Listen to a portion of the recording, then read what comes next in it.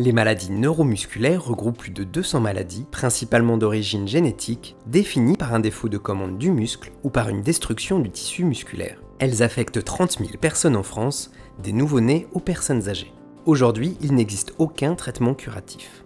Les recherches menées par le laboratoire Handicap permettent aujourd'hui d'espérer une efficacité clinique. Au cours des dernières années, de nouvelles recherches ont démontré des résultats très encourageants pour les myopathies musculaires et notamment pour la dystrophie musculaire de Duchenne. Cependant, il reste aujourd'hui des obstacles majeurs à franchir, notamment une efficacité qui est très limitée dans le cœur et dans le système nerveux central.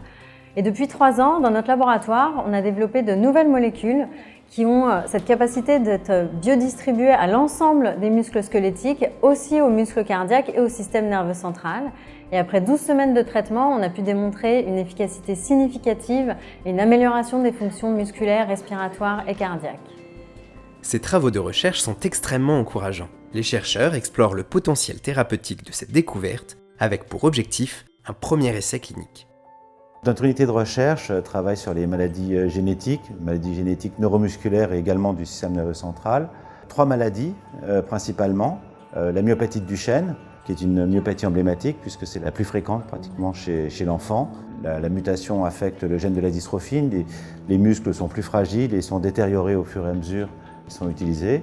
Et à ce jour, il n'y a toujours pas de traitement satisfaisant ou de perspective de guérison.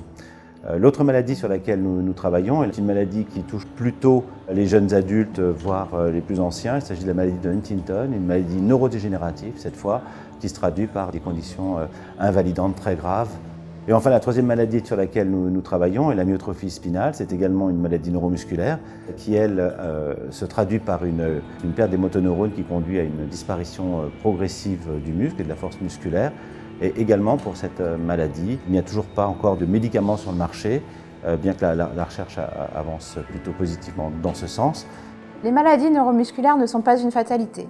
Depuis plusieurs années, je suis chercheur et travaille sur ma propre maladie, la myotrophie spinale.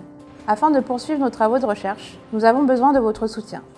Pour cela, faites un don à la Fondation UVSQ pour la recherche sur les maladies neuromusculaires. On compte sur vous. Soutenez la recherche sur fondation.uvsq.fr ou adressez votre don directement à Fondation UVSQ. On compte sur vous.